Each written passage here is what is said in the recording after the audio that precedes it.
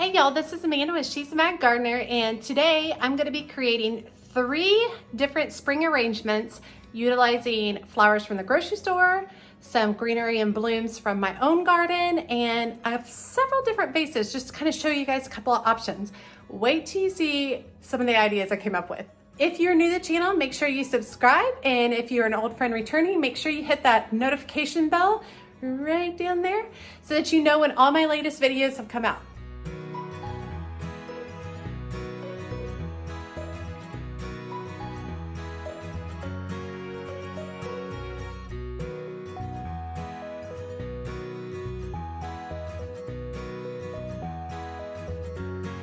Okay, I'm super excited about this first design because I'm using fresh vegetables. I started by picking up a fresh green cabbage, but of course you could use purple cabbage, which would be gorgeous as well. Picking up a cabbage from the grocery store, and then I trimmed the bottom to make sure that it would sit flat and used a glass to kind of create a circle on the top of the cabbage. I very carefully kind of worked my way around the cabbage, around the kind of circle space, and kind of cut the top off, and then I used a spoon to kind of scoop out the center. After I used a spoon, I ended up switching to a melon baller, which worked brilliantly to clean this out. Once I had cleaned out the center part, I put in a plastic cup that I had gotten from one of our local barbecue joints, trimmed it up to size, and fit it directly into the cabbage. Next, I used a little bit of floral tape to create a grid on the top of my cup, and then popped that back into the cabbage and filled it with fresh water.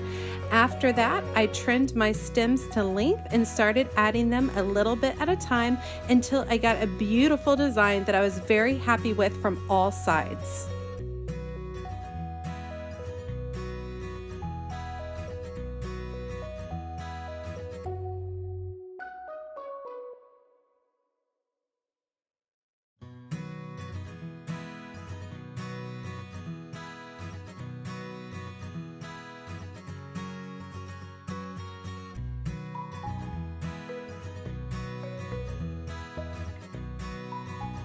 Right here, I'm utilizing a little bit of boxwood that I trimmed from my garden. I'm cutting it into little pieces and tucking it into different areas to make sure that you can't see the yellow cup underneath. Ideally, I really think I should have gone back to the clear glass cup because that would not have shown as easily, but I did have to be very particular working around to make sure that bright yellow was covered. I ended up going back with a pale lavender mum to add some contrast into the design, and I think it turned out fabulous.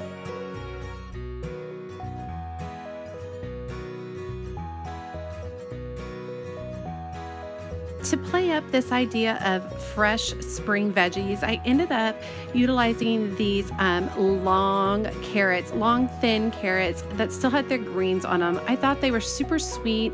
I thought they weren't like overly large. And so I ended up trimming off the greens and utilizing one of the flower stems that I had actually already trimmed off the flowers, a little bit of twine, and I kind of created my own little floral pick doing this. Once I had secured the carrots to that trimmed off stem, I then used the stem and poked it into the design. Now, I debated in the beginning, should I just put the carrots where they're sticking straight out? Should I have them like overlapping over the side? I think you could approach it in several different ways. The greens were so beautiful that I did not want to waste them, so I used the same method with a little bit of floral wire and one of the floral stems that I had already cut and created yet another little floral pick, and then I tucked in those carrot greens into the design. Once I had done that, I went back and carefully rolled back the cabbage leaves just to make the cabbage a little bit more pronounced so that it was obvious that it was a cabbage holding all of these flowers in place. And after that, this sucker was gorgeous, y'all. I was just so proud of myself. I sent pictures to my mom. I just loved it. Take a look at this on some of my vintage crochet.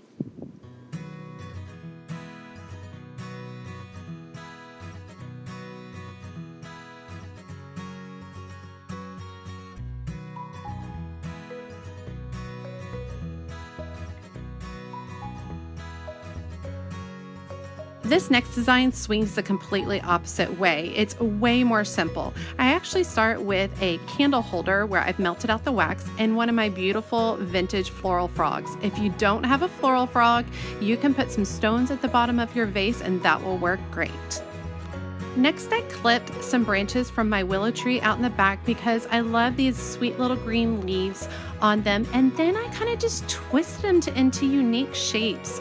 I started with just a loop. I utilized a little bit of floral wire to kind of secure the loop together, and then I pushed the ends into a hole in the floral frog. Remember, if you have stones at the bottom, that will also hold your designs in place. And then I just played with a few more of the pieces. I even twisted one into almost like a pretzel shape and secured it with a little bit of floral wire and put it into the design. I started with these first so that they could act as a little bit of structure or architecture to hold my blooms in place.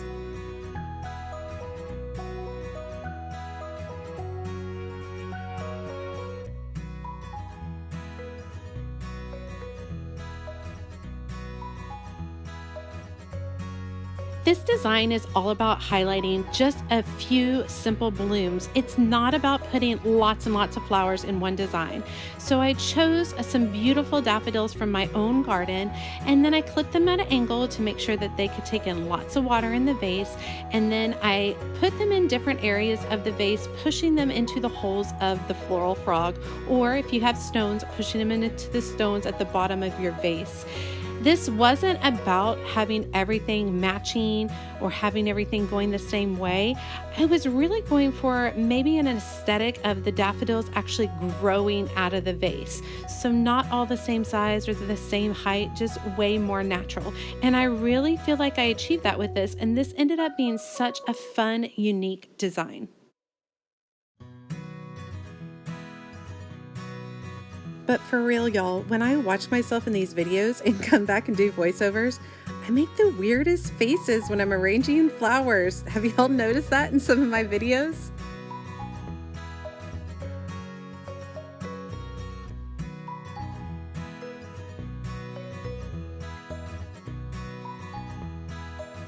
After all the blooms were in place, I utilized a little bit of moss just to kind of cover the top and make it look like the blooms were growing out of the vase. I think it was the perfect touch.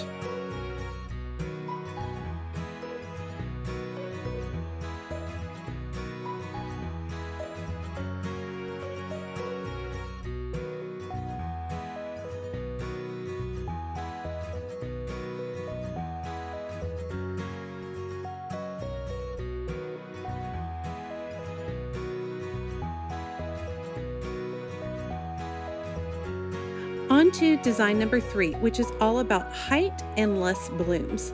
I started with a bundle of pussy willow branches that I picked up from my local market, and I actually ended up keeping them all bundled together and put them in the vase as one. That kept all the sticks in place and allowed me to create one linear line coming out of the vase. Next, I utilized 3 simple hyacinth blooms, and anybody who has hyacinth in their house knows that that is plenty. It is going to spread lots of beautiful scent throughout your home. I tucked in these blooms at the very top of the vase just to kind of bridge the gap between these tall pussy willow branches and the bottom of the vase. After that, I came back with some really sweet petite pink carnation. Now, if your carnations are tightly closed when you pick them up, you can actually use your fingers to kind of spread out the petals and make them more open. They're very hardy blooms, and so they can definitely put up with a little bit of abuse to make them look fuller. So I worked in some of these sweet carnations. You can see they act in the middle portions. So hyacinth at the bottom, pink carnations in the center, and then the pussy willow branches towards the top. This was all about height, a few simple blooms, and they looked fabulous on my fireplace.